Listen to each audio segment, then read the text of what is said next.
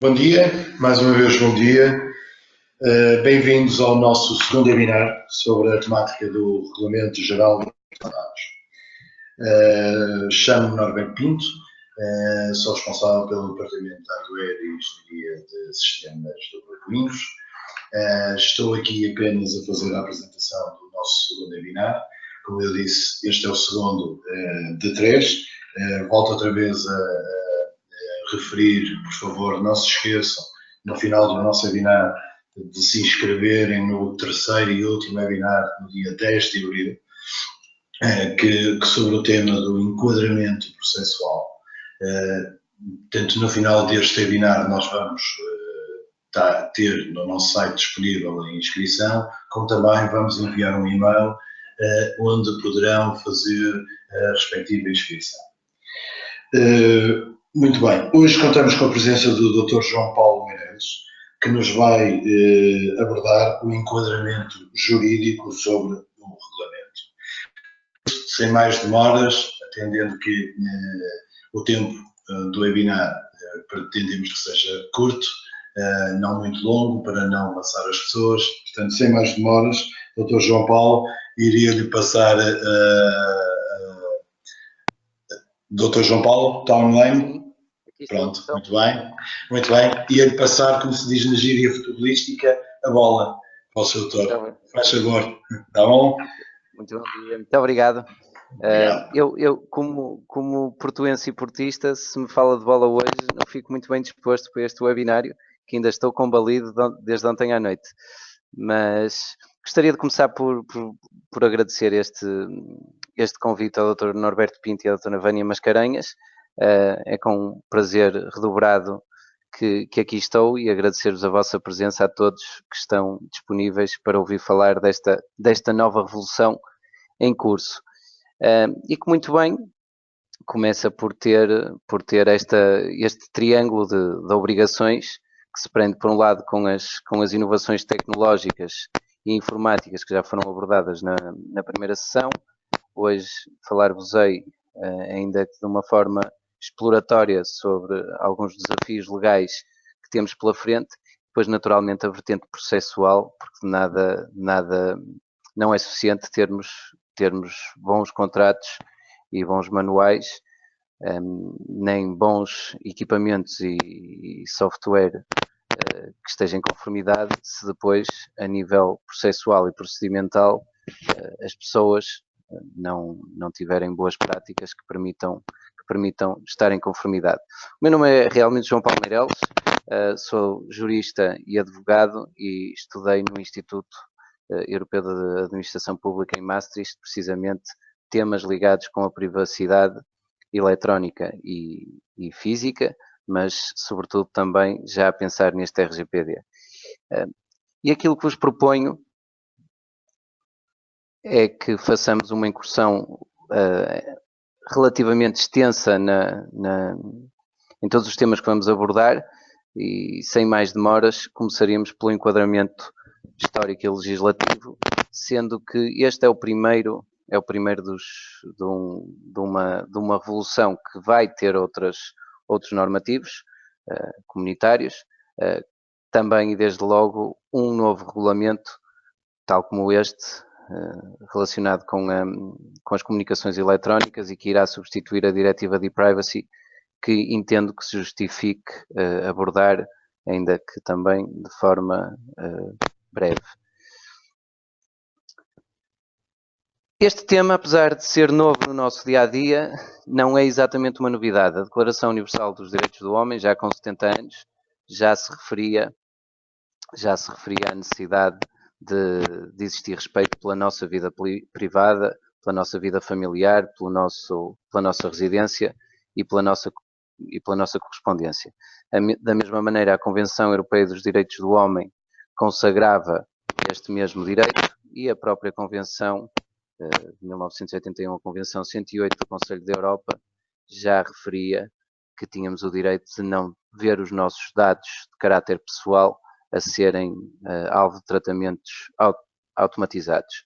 De qualquer forma, em 1992, o Tratado de Maastricht, de alguma forma, institucionalizou toda esta tendência já assente noutras formas e, portanto, hoje esta proteção da nossa esfera mais reservada já tem consagração normativa expressa e direta. E, na verdade, aquilo que... Tenho aqui uma ligeira dificuldade a passar o slide. Há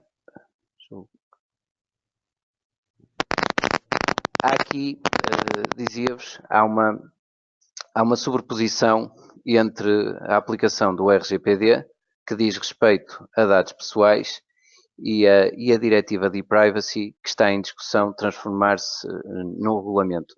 As razões que levaram à adoção de um regulamento são relativamente simples, é que enquanto as diretivas necessitam de transposição para a ordem jurídica interna dos Estados, os regulamentos são automaticamente aplicáveis. E, portanto, como havia uma dispersão muito grande na forma de transpor para os 28, ou se quiserem, sendo mais prospectivo, para os 27, a forma como lidar com as normas das diretivas, ao ser adotado um regulamento, não só ele é automaticamente aplicável, como potencia uma harmonização. A verdade é que quer o Regulamento Geral de Proteção de Dados, quer o futuro Regulamento de e-privacy, apesar de nos trazerem algumas dificuldades na sua implementação, não visam outra coisa que não seja a livre circulação de dados entre os 28 Estados. E que para que seja possível, necessita de ter um mínimo denominador comum e, naturalmente, que quem já estava mais sensibilizado, quem, refiro-me a Estados, para a questão da privacidade eletrónica, tem hoje um caminho mais curto a percorrer do que aqueles que, talvez, de uma forma cultural, como os portugueses e os povos com uma tendência mais latina ou do Sul, eram mais relaxados relativamente à forma como lidávamos com estas temáticas. Naturalmente que os dados pessoais, então, aplica-se o RGPD. Há dados pessoais que estão nas comunicações eletrónicas e, portanto, acabam por ser regidos por ambos os diplomas, que são bastante semelhantes, partindo do princípio que o regulamento seja próximo àquilo que está em discussão, em proposta, nesta fase, e depois todas as outras comunicações, mesmo não tendo dados pessoais, terão que respeitar o regulamento e privacy. Já avancei demais. Entre nós, também não é propriamente novidade que esta proteção existe. A nossa Constituição da República tem no artigo 35 uma previsão relativamente à utilização da informática no que diz respeito a alguns dados pessoais e de alguma forma já abre caminho àquilo que são dados pessoais sensíveis, no número 3 deste artigo 35, e o próprio Código de Procedimento Administrativo também já refere expressamente que os cidadãos têm direito à proteção dos seus dados pessoais e à segurança e integridade dos suportes em que os mesmos se encontram. Dá-nos algum gozo saber que Portugal foi um dos primeiros países a reconhecer e a consagrar constitucionalmente este direito à proteção de dados pessoais como um direito fundamental independente do direito à privacidade. Este regulamento, conforme vos dizia, foi publicado em 4 de maio de 2016.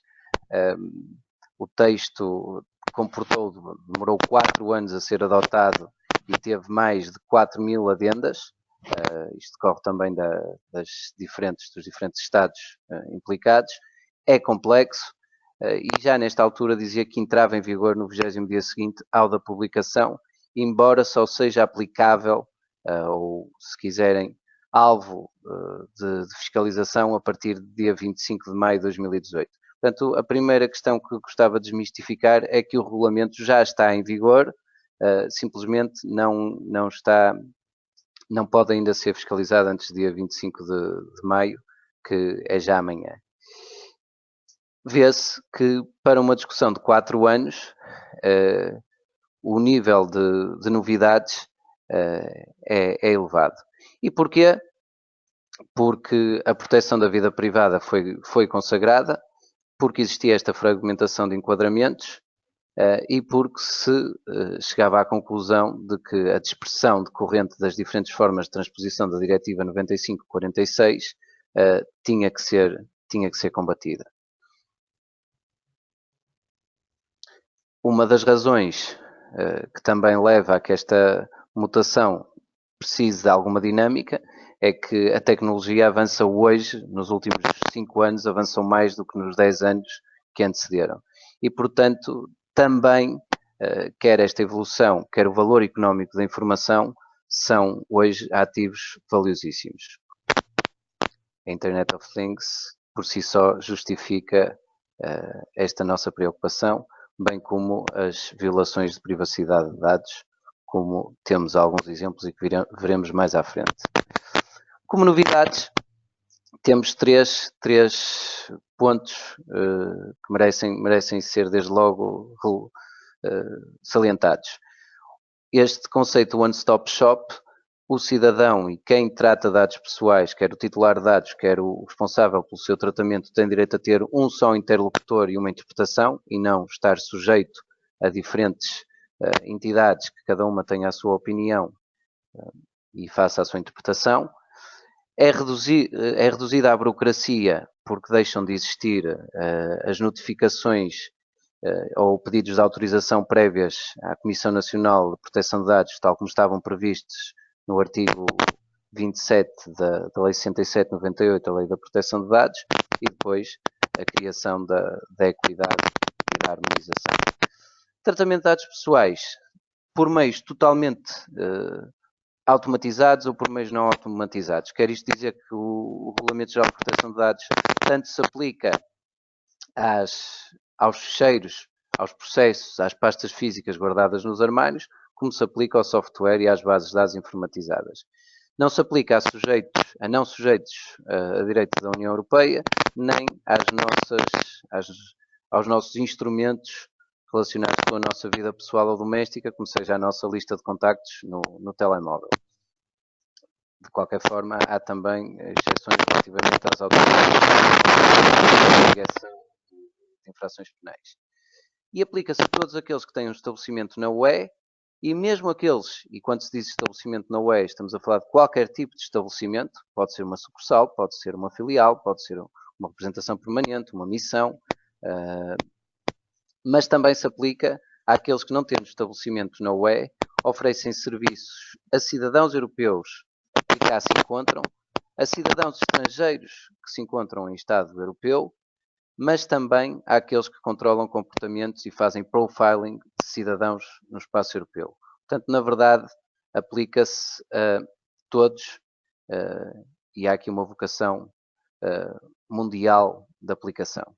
Se a organização trata dados pessoais e se existe uma ligação geográfica com a União Europeia ou uma ligação material relativamente à sua atividade, e se esta organização intervém como responsável pelo tratamento ou como subcontratada que procede ao tratamento porque é encarregue de o fazer por alguém, a aplicação do RGPD é uma realidade indesmentível.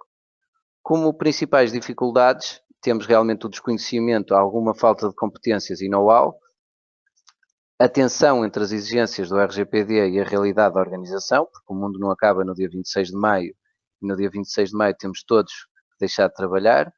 Não temos uma cultura de data governance que preveja as preocupações decorrentes do tratamento de dados pessoais e não temos processos de conformidade criados que muitas vezes implicam investimento e quando se fala na palavra investimento, aqueles que são os decisores normalmente ficam mais apreensivos.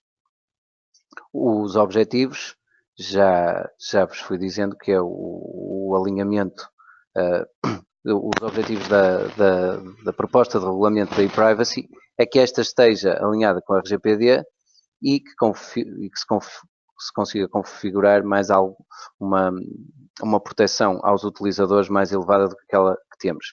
Isto numa indústria que é bastante rápida a evoluir. A regra é que as comunicações eletrónicas são invioláveis. E esta é a regra geral, que comporta várias exceções, e, portanto, isto no que respeita quer ao conteúdo das comunicações, quer aos metadados. E, portanto, nestes metadados, estamos a falar de pequenas questões que não se prendem com o conteúdo da comunicação em si, mas a hora a que foi iniciada a comunicação eletrónica, a sua duração, a localização de onde a comunicação partiu, a localização do destino, se foram utilizados dados de voz, qual o tamanho da comunicação, até medido do ponto de vista informático, e, portanto, há estas três novidades: aplicação ao conteúdo e ao metadado, e aos metadados, e a conformidade com o RGPD. Uma outra novidade é que no nosso dia-a-dia, com bastante regularidade, já usamos o Messenger da Facebook, ou o WhatsApp, ou o Viber, e na verdade, além das operadoras tradicionais, as telecoms, estes operadores de serviços over the top, OTTs, também estão sujeitos à diretiva. Se a regra é a inviolabilidade das comunicações eletrónicas, naturalmente, até porque estamos todos muito preocupados com o terrorismo, razões de segurança podem justificar que esta inviolabilidade não se mantenha, ou os casos em que tal se torna necessário para efeitos de faturação. Cada vez que chegamos e aterramos no nosso aeroporto, recebemos uma mensagem da nossa operadora de telecomunicações a dizer: esperamos que tenha feito boa viagem. Naturalmente que estávamos a ser monitorizados, se assim quiserem, mas necessitávamos de o ser, porque poderia haver roaming, poderia haver recurso a outras entidades e, portanto, quando é necessário para efeitos de faturação, não se aplica esta regra de inviolabilidade. E, naturalmente, o consentimento, de que falaremos também mais à frente, seja para um fim ou para vários, como seja o GPS, precisa saber onde é que eu estou para me dar as localizações para um destino a que eu pretendo chegar, ou as informações meteorológicas que eu pretendo obter são relativas ao sítio onde eu me encontro.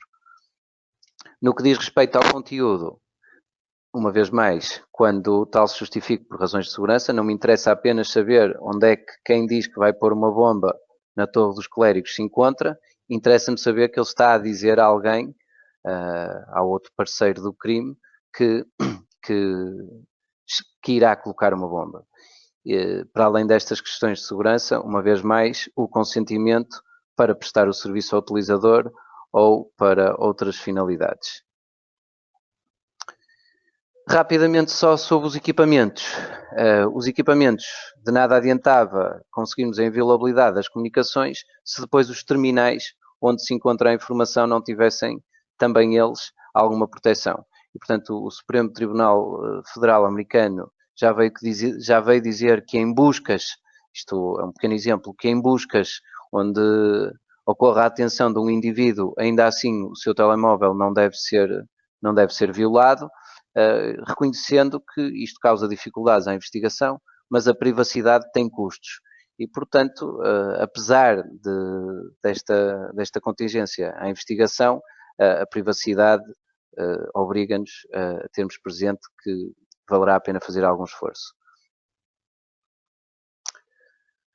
Mesmo sem consentimento, ainda assim, se for necessário levar a cabo a transmissão, portanto, se eu quiser transferir uma fotografia ou uma imagem, naturalmente que é necessário ir buscar a imagem à memória física do meu aparelho.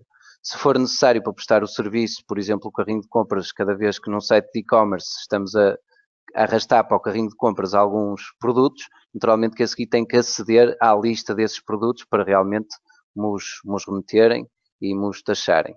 Ou então, e isto é uma novidade, aqueles contadores de visitas ou formas de medir o tráfego não estão incluídas na inviolabilidade.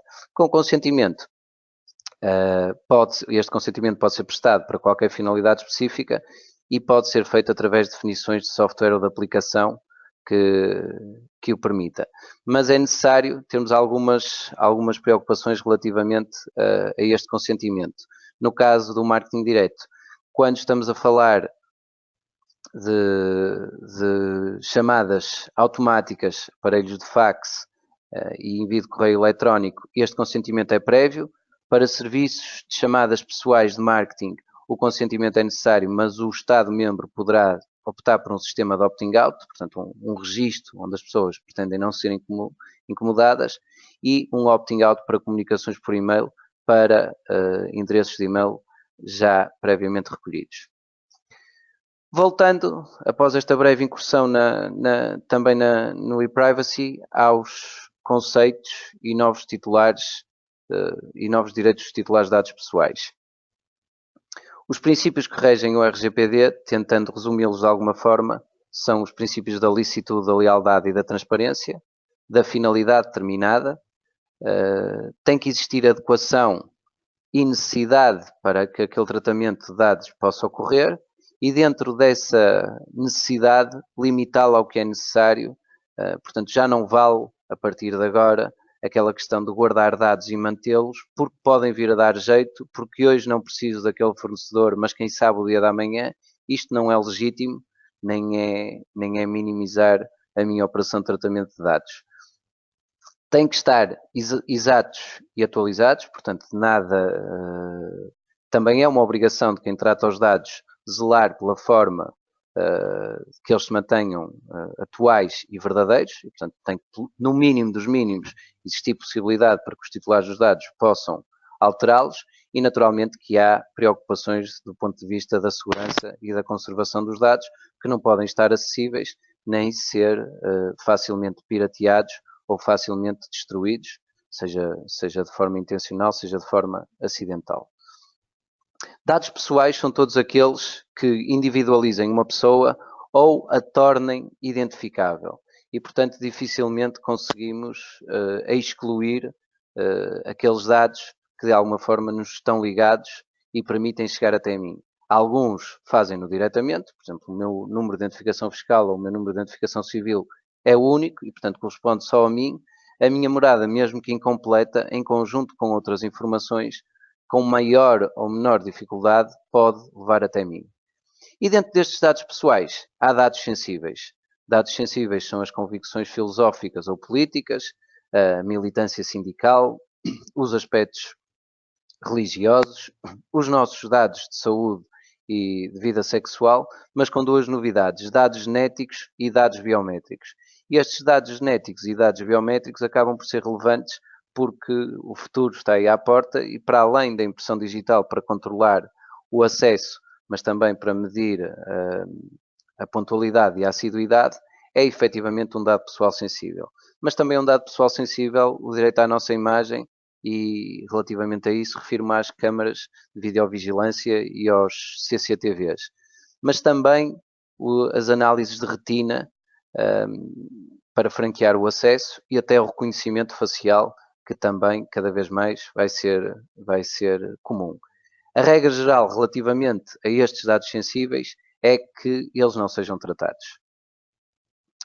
Naturalmente, com exceções, é sempre assim que o RGPD está feito, uma regra geral bastante clara e restritiva, mas depois serem comportadas várias exceções, e a verdade é que, se este consentimento for prestado para finalidades específicas, se estivermos no uso de obrigações legais por parte de quem faz o tratamento, se estivermos perante interesses vitais do titular de dados, ou fundações e associações ou ONGs que prossigam fins políticos relativamente aos seus membros e cujo tratamento se prenda precisamente com essa natureza, são permitidas.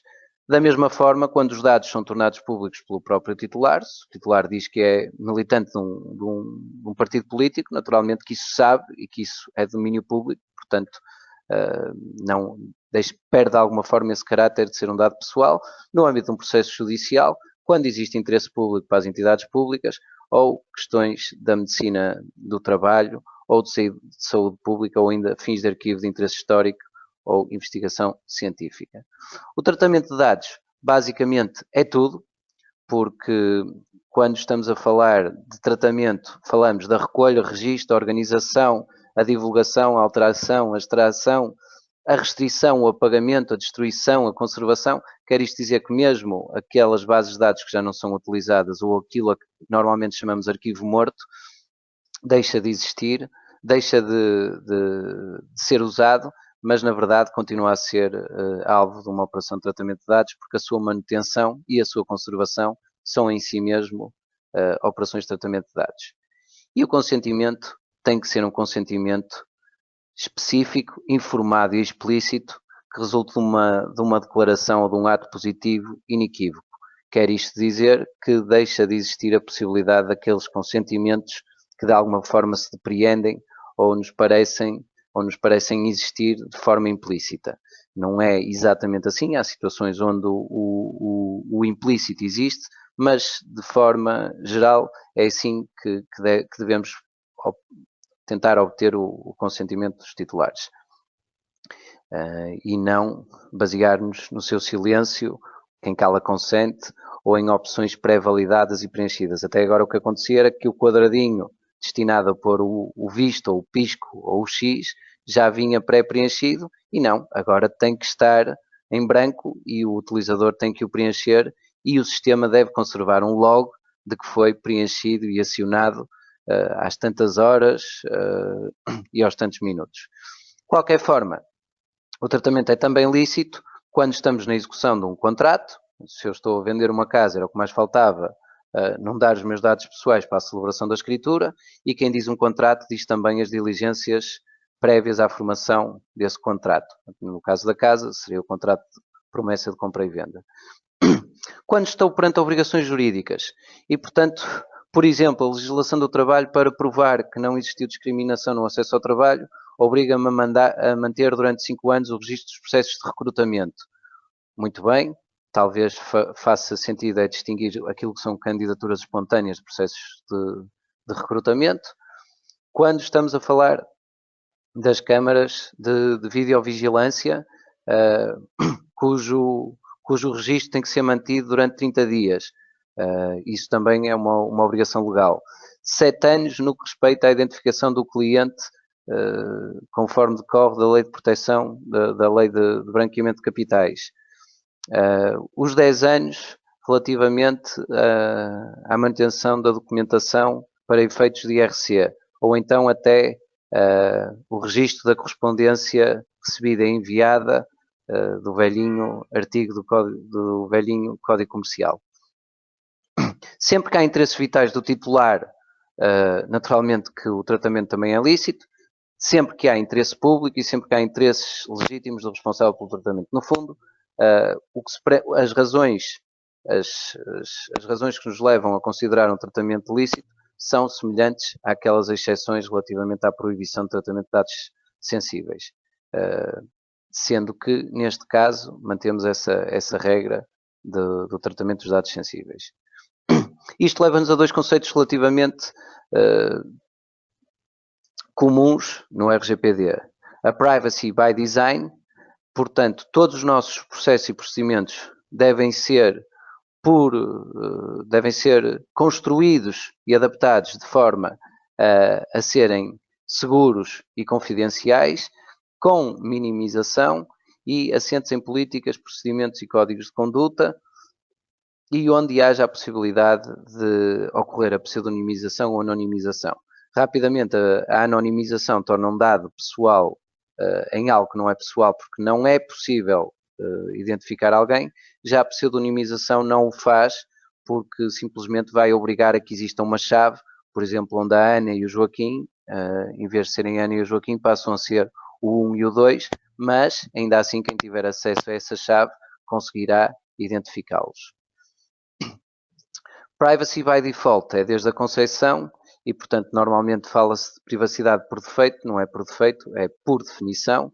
E, portanto, sempre que um novo produto ou serviço seja implementado, devemos ter a possibilidade de minimizá-lo, de controlar os acessos e, portanto, isto implica não só uma adaptação de software, mas também que existam medidas organizativas dentro da organização que contribuam para isso.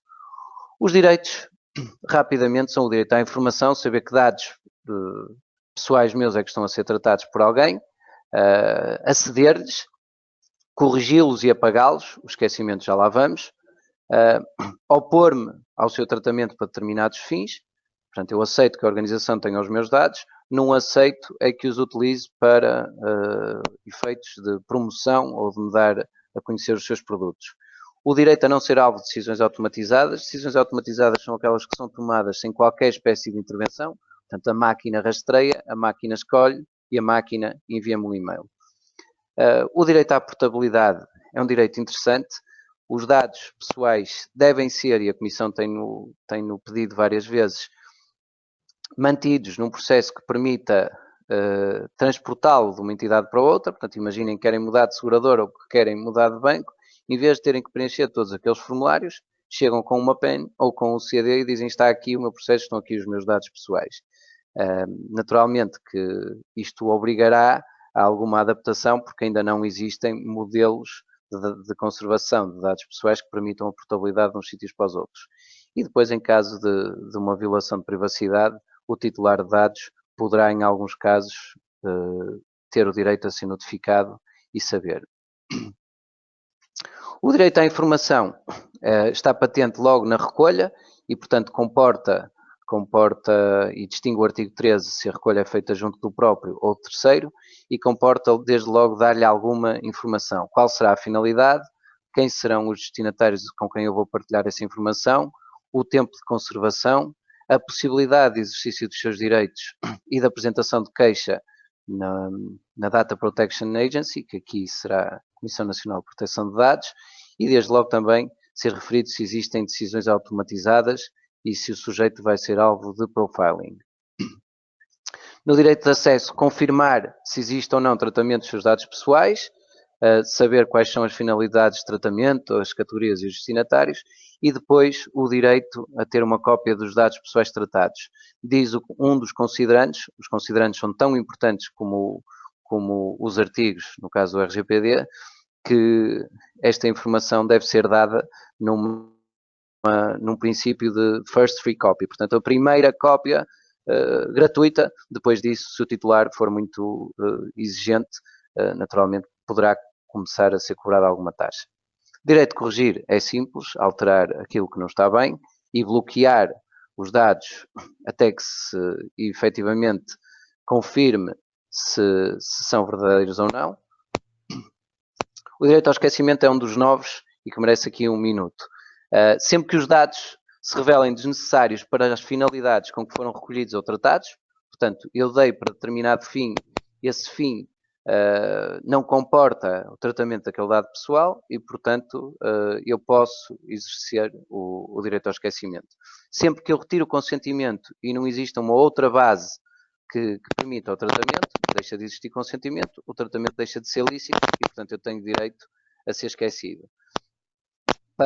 Para o caso de profiling e para decisões automatizadas, também posso pretender ser esquecido se estiver a ser alvo desse tipo de atividades. E, naturalmente, sempre que há uma situação de tratamento ilícito, estarei perante a possibilidade de exercer o meu direito ao esquecimento ou ao pagamento.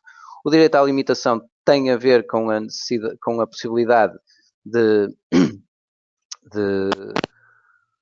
limitar dados cuja exatidão ainda não seja exatamente cristalina, e eu posso dizer que os meus dados ficam aí de alguma forma em quiescência, mas vamos efetivamente certificar-nos se eles existem, se eles são exatamente dessa maneira ou não. Do direito à portabilidade já vos falei. Uma noção que é aqui, que é importante, é que o responsável pelos dados poderá só ter que os entregar quando tal seja tecnicamente possível. Portanto, o próprio regulamento abre portas a ter noção de que não será assim tão fácil proceder a esta exportação. O direito à oposição, basicamente, é o direito de rejeitar o marketing direto ou outro tipo de interação com o responsável pelo tratamento de dados. E depois o direito de não ser sujeito a decisões automatizadas, onde lá está o computador a tomar decisões sem qualquer humano por trás e, portanto, eu tenho direito a que as máquinas não tratem os meus dados pessoais. Naturalmente, no consentimento explícito ou no uso de um contrato ou quando estas decisões automatizadas estejam autorizadas pelo Estado-membro ou pela própria União Europeia e estejam acompanhados de medidas adequadas a salvaguardar direitos, liberdades e garantias, poderá não ser assim.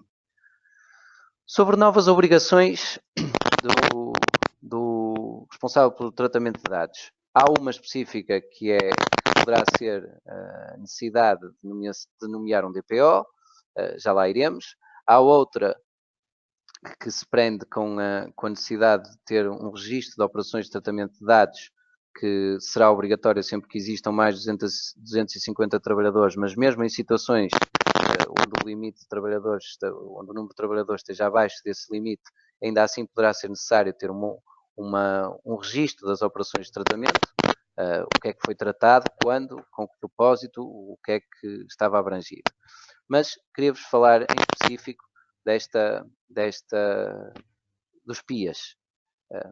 E os PIAs são avaliações de impacto de proteção de dados. Sempre que existam novas tecnologias, sempre que o contexto, a finalidade ou a natureza da operação de tratamentos impliquem um elevado risco, sendo que podem ser realizadas várias avaliações numa só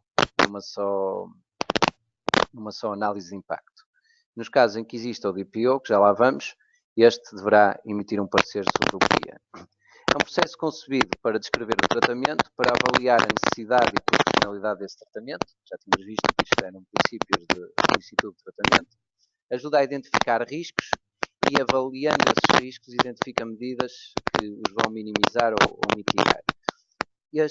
Estas análises de impacto são importantes não só porque ajudam a agir para estar em conformidade com o RGPD, mas também servem como demonstração de evidências de que tivemos esses cuidados.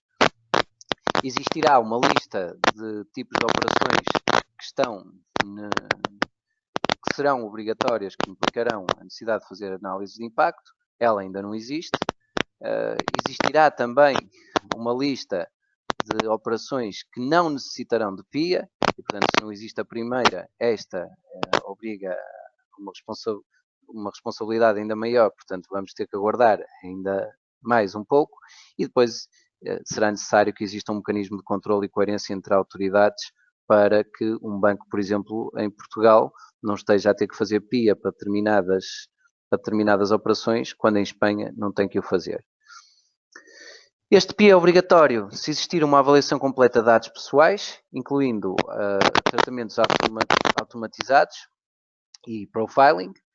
Quando existe tratamento em grande escala de dados sensíveis, não sabemos o que é tratamento em grande escala, mas o grupo do artigo 29 dá-nos 9 indícios que, caso estejam presentes pelo menos 2 deles, isso poderá ser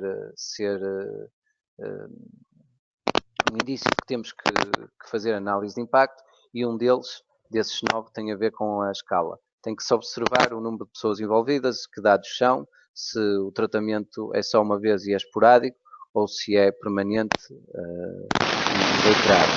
Por outro lado, o controle sistemático de zonas acessíveis ao público em grande escala. E talvez, começando por aí, isto não é uma teoria da conspiração. Manifestantes na Praça Maidan, na Ucrânia, enquanto estavam a participar nas manifestações, receberam uma mensagem, eventualmente do governo ucraniano, a dizer-lhes que estavam a participar numa manifestação ilegal e que, portanto, estavam sujeitos a riscos. Portanto, existe realmente um Big Brother, nós estamos todos a ser monitorizados e já nem sequer há vergonha em assumir, mesmo do ponto de vista governamental, que nós, enquanto cidadãos, somos monitorizados. O conteúdo destas análises de impacto também está descrito no regulamento.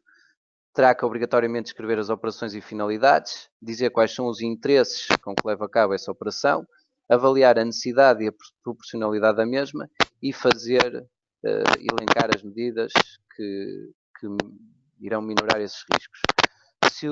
Será boa ideia que não só esta avaliação seja feita de forma prévia, mas também acompanhado durante a sua execução, não só no momento em que se decide levá-la a cabo, mas enquanto ela é levada a cabo, e ser revisitada, porque é sempre possível introduzir melhorias. Em alguns casos, se o resultado desta análise de impacto, mesmo com as medidas identificadas, ainda assim resultar num elevado risco, terá que ser consultada a Data Protection Agency, entre nós, CNPD, que terá 8 semanas e que poderá transformar em 14 se entender esta autoridade que se reveste de complexo e, portanto, precisa de mais tempo, sendo que esta própria autoridade também poderá reservar o direito de dar orientações por escrito. A consulta tem basicamente dizer o mesmo que aquilo que está na base do conteúdo do PIA, e o próprio PIA tem que fazer parte. Se existir DPO, naturalmente que na consulta à CNPD os contactos do encarregado de proteção de dados têm que ser dados, fornecidos. Atenção, porque se trata de uma contraordenação grave, não realizar um PIA quando é obrigatório, fazê-lo, mas fazê-lo de forma incorreta, também se traduz numa contraordenação grave, e não consultar a autoridade quando a consulta prévia é obrigatória é uma outra modalidade, uma outra possibilidade de estarmos perante contraordenações. O limite máximo são os 10 milhões ou 2% da faturação, já sabemos que esses valores mínimos não têm correspondência. Portanto, rapidamente, se é suscetível, se uma operação de tratamento se implica elevados riscos, se não os envolve, não é necessário de PIA, há IPD em português. Se estivermos perante alguma exceção, voltamos a estar perante uma situação de desnecessidade da avaliação de impacto de proteção de dados. Se não temos nenhuma necessidade, ok, vamos realizá-la. Vamos pedir o parecer do DPO, porque é obrigatório. Vamos beber informação dos códigos de conduta e solicitar opiniões dos titulares dos dados.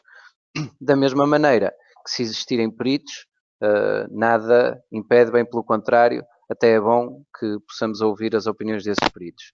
Realizá-la, mas também controlá-la enquanto a operação é levada a curso, e se ainda assim identificarmos a existência de riscos residuais que impliquem elevado risco para os direitos, liberdades e garantias dos titulares de dados pessoais, aí sim fazer a consulta prévia à Comissão Nacional de Proteção de Dados. Deixo-vos estes dois links, uma delas da CNIL, a Comissão Nacional de Proteção de Dados francesa, tem um software open em versão beta e cujo download é grátis. Já irei mostrar uma imagem. A desvantagem é que estará em francês, isso não será um problema. Mas temos uma outra hipótese, que não é propriamente um software, mas é um checklist do grupo de trabalho do artigo 29, que tem um anexo 2, com o título para uma IPD aceitável, e portanto aí temos os quadradinhos sobre os campos que devem estar preenchidos, embora não seja de preenchimento, é quase como uma validação do que lá está. Portanto, esta é a ferramenta do CNIL, onde vemos a avaliação da proporcionalidade e da necessidade, as medidas para a proteção dos direitos dos titulares, previstas ou as existentes, a validação e depois uma cartografia de riscos e de um plano de ação. Já no artigo 29, o artigo 29, conforme vos dizia, é uma lista daquilo que deve constar no DPIA. Portanto, contém ou não uma descrição sistemática das operações de tratamento, que descreve a descrição funcional da operação de tratamento, se indica os dados pessoais, os destinatários e o período de tempo durante o qual eles serão alvo dessa operação, a sua natureza, o âmbito, o contexto, tem a necessidade e a proporcionalidade são avaliadas, e portanto isto é uma página e um bocadinho de uma segunda. Se não tivermos um grande número destes quadradinhos preenchidos, é sinal que a nossa avaliação não estará assim tão bem feita. Quanto ao encarregado de proteção de dados, já era uma realidade nas instituições europeias desde 2001, portanto, neste aspecto, as instituições deram o exemplo e, portanto, sempre que estamos a falar de um organismo público, é obrigatório designá-lo, sempre que as suas atividades principais estejam relacionadas com o tratamento de dados pessoais, sempre que o façam em grande escala, quando pratiquem um controlo regular e sistemático, e isto tudo retiramos quer do regulamento, mas também tendo presente os considerandos, ou quando há categorias especiais de dados relacionados com condenações, mas esse tem um tratamento específico. Este DPO será o ponto de contacto dos titulares dos dados, mas também da própria autoridade de controlo. E, portanto, compete-lhe fazer o controlo da conformidade com o RGPD e também analisar e verificar a conformidade, indo ao mesmo tempo aconselhando a organização sobre as medidas, sobre os cuidados a ter presentes, formular recomendações. Portanto, funcionará como um consultor / provedor dos titulares dos dados e das organizações. Portanto, naturalmente que neste controlo ele tem que ter presentes os princípios do RGPD, tem que observar os direitos dos titulares, procurar que os processos e as ferramentas estejam em conformidade com os conceitos de privacy by design e by default, tem que olhar e ver se os registros das atividades de tratamento, aquela que é obrigatória acima de 250 trabalhadores, estão a ser feitos e bem feitos, tem que procurar certificar-se que existe segurança no tratamento e terá que fazer notificações das violações de dados pessoais quando elas ocorram, os data breach, à CNPD, no prazo máximo de 72 horas após o conhecimento. Este prazo obriga a que sejam adotadas alguns formulários e manuais de boas práticas, porque em 72 horas e quando o fogo ainda não foi apagado, a última preocupação que nos passa pela cabeça é estar a preparar o conteúdo da notificação CNPD. É importante esclarecer que este encarregado de proteção de dados, DPO, não tem responsabilidade pessoal, portanto, não se confunde com a pessoa que faz o tratamento e que é responsável pelo tratamento de dados pessoais. Já tínhamos visto que ele opinava sobre a necessidade de fazermos análises de impacto e irá sugerir a metodologia e irá dar um parecer sobre essa análise de impacto. E este DPO deve ser designado com base nos seus conhecimentos no domínio do direito e das práticas de proteção de dados, quer do ponto de vista nacional, quer comunitário, e também baseando-se esta designação no conhecimento da realidade empresarial e posição. Portanto, é interessante ter um DPO que conheça a organização, esteja familiarizado com a forma como ela existe e como ela está distribuída, quem é que faz o quê, quais são as responsabilidades partilhadas. Tem naturalmente um dever de sigilo e confidencialidade. Terá que desempenhar as suas funções com independência, independentemente de ser ou não empregado, funcionário do responsável pelo tratamento. Isto quer dizer que não poderá receber instruções quanto à forma de tratar uma questão. Mas não é ele que decide. Portanto, isto é importante ficar esclarecido. O DPO é um consultor e tem a responsabilidade de um consultor e não mais que isso. Não poderá também ser destituído ou penalizado pelo exercício de funções.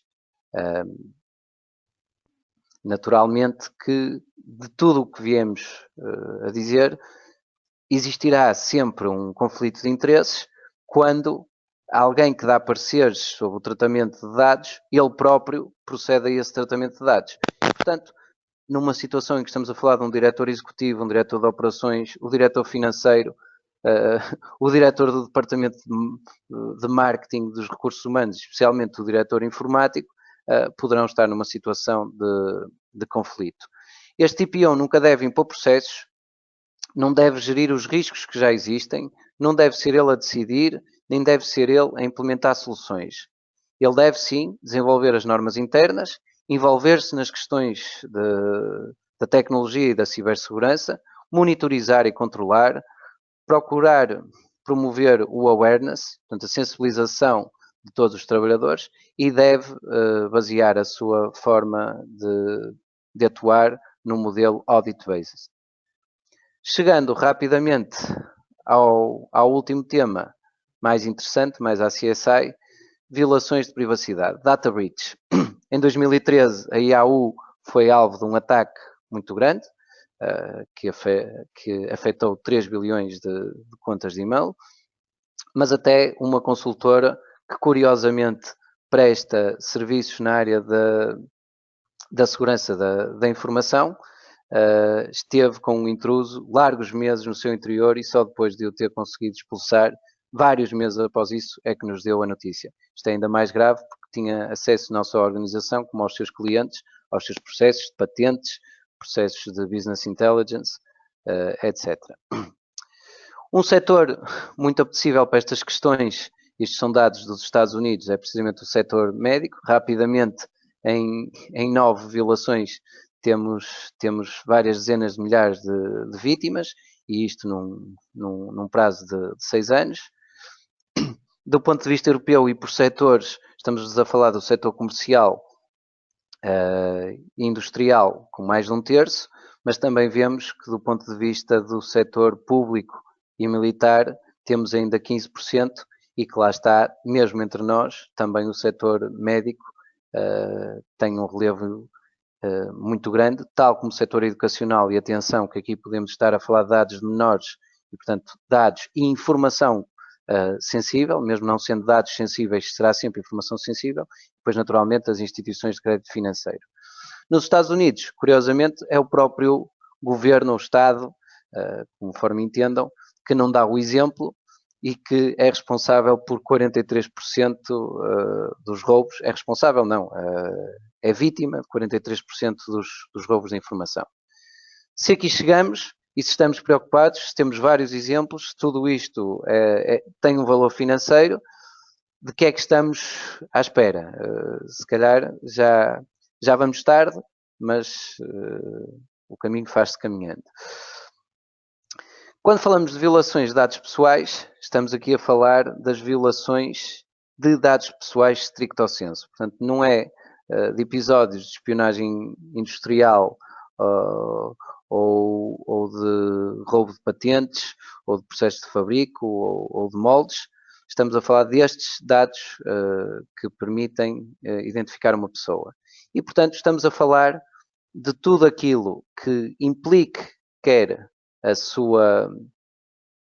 o seu roubo, mas também seja de forma ilícita, seja de forma acidental, sempre que há uma destruição, perda, alteração, divulgação e acessos não autorizados. Quer isto dizer que não só os roubos físicos ou os roubos informáticos, mas também os incêndios, as inundações e todos os casos de força maior serão episódios de data breach. Sermos assaltados, roubarem-nos um tablet ou um portátil, ou termos um incêndio, ou uma inundação, ou um servidor que arde, tudo isto são episódios de data breach. Nestes casos, há 72 horas, no prazo de 72 horas após o conhecimento, esta violação tem que ser dada a conhecer à autoridade de controlo.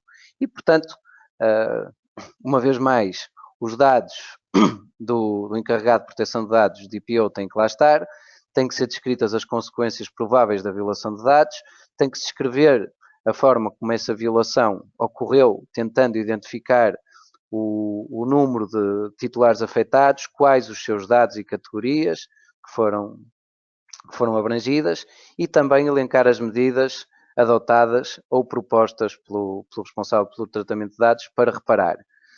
Se não for possível reunir todas estas informações logo na primeira comunicação, estas poderão ser fornecidas em diferentes momentos, e se também não for possível informá-las em 72 horas, tem que disso ser dado conta logo no primeiro contacto. Quando existe um elevado risco para os direitos e liberdades das pessoas singulares, este responsável terá que, para além de notificar a Comissão Nacional de Proteção de Dados, notificar o próprio titular de dados. Isto não acontecerá se ele tiver aplicado medidas de proteção adequadas. Portanto, vamos imaginar, a informação foi roubada, mas está encriptada e, portanto, vai ser impossível lê-la. Ou a informação que foi roubada acabou por não se ter verificado relativamente aos dados pessoais. Aí já não será necessário. se implicar um esforço desproporcionado, e daí a importância do DPO estar próximo da instituição para a conhecer. Poderá, às vezes, ser necessário enviar 30.000 ou 40.000 ou 50.000 cartas ou 50.000 e-mails a dar nota deste facto. Claro que somos tentados a dizer, ok, vamos pôr um aviso no site, mas, do ponto de vista reputacional, o aviso no site pode não ser interessante para a organização, porque será lido não só pelos 30 ou 40.000 afetados, mas, em potência, por centenas de milhares de utilizadores. Portanto, o DPO também tem que ter alguma sensibilidade para a organização e para o que é esta desproporção de esforço.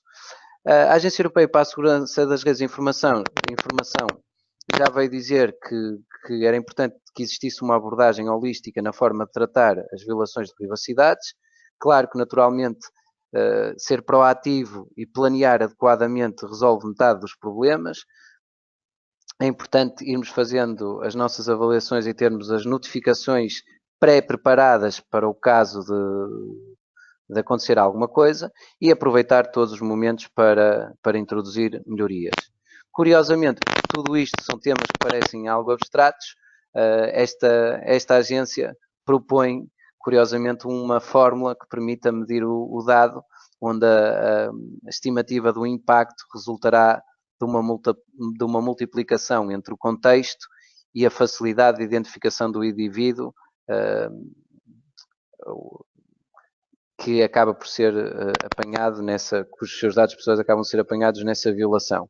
E depois somar-lhe as circunstâncias, portanto, se é fácil repetir-se, se a falha era facilmente detectável, se já não é a primeira vez, é a segunda ou a terceira, e, portanto, a estes três fatores, atribuindo uma pontuação de 1 a 4, chegamos a um valor que poderia ser usado nas notificações à CNPD. É uma sugestão que esta agência deixa e que poderá fazer sentido para sabermos o que é mais grave ou não. Entretanto, era isto que tinha para partilhar convosco. Naturalmente que qualquer um destes temas daria pano para mangas e justificaria uma sessão de 45 minutos cada um deles, talvez com exceção do enquadramento. Como jeito de notas finais, aquilo que vos gostava de deixar era uma mensagem também de tranquilidade. Realmente o desafio é elevado e realmente estamos a partir tarde, despertamos tarde para estas questões, mas realmente é possível fazer este trajeto e fazer algum esforço de conformidade, mesmo que não seja a tempo de 25 de maio ou que não seja em dezembro, e mesmo que não se atinja a plena conformidade. É importante fazer este caminho e guardar evidências deste caminho. Gostava também de vos alertar para o tipo de soluções que existem no mercado, porque está-se a ver de tudo, um fenómeno também muito, muito português, e desde certificações que não existem, até cargos que não existem, até soluções informáticas que garantem a conformidade e são baratas, isso não existe. Temos que realmente associar estes três triângulos de colaboradores, trabalhadores e subcontratados, o primeiro triângulo com o segundo triângulo que tem a ver com a tecnologia, questões legais e questões procedimentais e processuais, e, portanto, cada organização é uma organização, não há soluções generalistas que cubram tudo para toda a gente, e desejo-vos um bom trabalho profícuo. O mundo não acaba a 26 de maio, mas certamente em 26 de maio inicia-se uma revolução que nos vai afetar a todos e como cidadãos ficaremos muito mais protegidos. Foi um prazer entregar-vos estas comunicações. Naturalmente que estaremos disponíveis para responder a outras questões, não via chat, porque isso não era possível neste momento. E agradeço a vossa participação a todos. Muito obrigado. Muito bem. Dr. Paulo, muito obrigado pela sua apresentação. Espero que tenha, dentro deste tempo, ter elucidado em muitas questões todos os nossos convidados. De qualquer forma, eu começava por pedir desculpa pelo facto de, durante toda a transmissão, ter havido aqui um ruído do qual nós, não posso dizer que somos alheios, mas do qual nós não conseguimos efetivamente eliminá-lo. Portanto, eu peço desculpa por isso. De qualquer forma, gostava também de, antes de terminar o webinar, chamar a atenção mais uma vez, não deixem de se inscrever, por favor, no terceiro e último desta sessão destes 3 webinars sobre o tema do enquadramento processual. Como disse o Dr. João Paulo Meireles, e bem, isto é um trabalho que nós estamos a propor fazermos nas empresas, um trabalho, digamos assim, há aqui um trabalho quer da tecnologia, quer da parte processual, quer também do enquadramento processual, e portanto neste último webinar que vamos fazer, o Dr. Marco Carrilho vai dar uma explicação de como aplicar todas estas regras juntamente com a tecnologia e também com as questões jurídicas. Então, há algumas pessoas que nos estão aqui a colocar algumas questões, são questões dos quais nós temos todo o prazer de, após este webinar, vos poder responder. Não são questões colocadas diretamente ao Dr. João Paulo, portanto não faz sentido estarmos aqui a prolongar este webinar, e posteriormente nós iremos responder a estas questões que estão-nos aqui a colocar. Pois muito bem, resta-me agradecer mais uma vez, não esqueçam de vos inscrever no próximo webinar, portanto no terceiro webinar, e mais uma vez resta-me agradecer a vossa presença. E o Dr. João Paulo, eu penso que ainda está online, ou não? Ainda sei. Ainda está. E também agradecer também, Dr. João Paulo, muito obrigado pelo seu... Nada. Eu sei que nós, pelos vistos, hoje estamos um bocado chateados, mas pronto, isto é mesmo assim, eu já percebi que a questão da bola nos afetou um bocadinho, mas não nos afetou o webinar, que acho que foi excelente e acho que foi uma bela apresentação do que é a parte jurídica aqui sobre esta questão do regulamento. Resta mais uma vez agradecer e vou finalizar o webinar. Eu cá vos espero na próxima, no dia 10. Muito obrigado e um bom dia.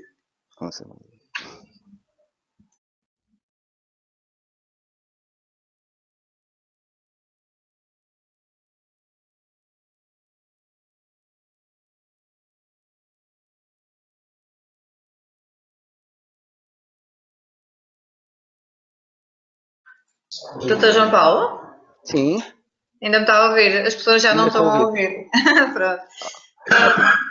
Nós temos aqui realmente algumas questões. O Norberto disse que não eram dirigidas a si, mas eu vejo que tem aqui algumas que têm realmente, pronto, alguma componente que será mais da sua atenção. Sim, eu vou extrair. São apenas 2, mas eu vou extraí-las e envio-lhe por e-mail, e depois, se puder responder, nós depois também passamos essa informação às pessoas. Gostou? Sim. Gostei, foi interessante. Sim. Olha, foi um bocadinho rápido, mas eu queria falar disto tudo e, portanto, perdeu-se um bocadinho em conteúdo. Fui ao encontro daquilo que era esperado, não fui? Sem dúvida, sem dúvida. Eu acho que foi muito interessante e realmente, pelo nível de atenção das pessoas, também enviou isso. Ninguém abandonou o webinário, todas as pessoas que se inscreveram ficaram nela, e de facto foi bastante interessante. Ótimo, ainda bem. Fazemos outros futuramente. Sim, exatamente. Doutor, muito obrigada. Muito obrigado. Boa tarde, obrigada. Obrigado. Com licença.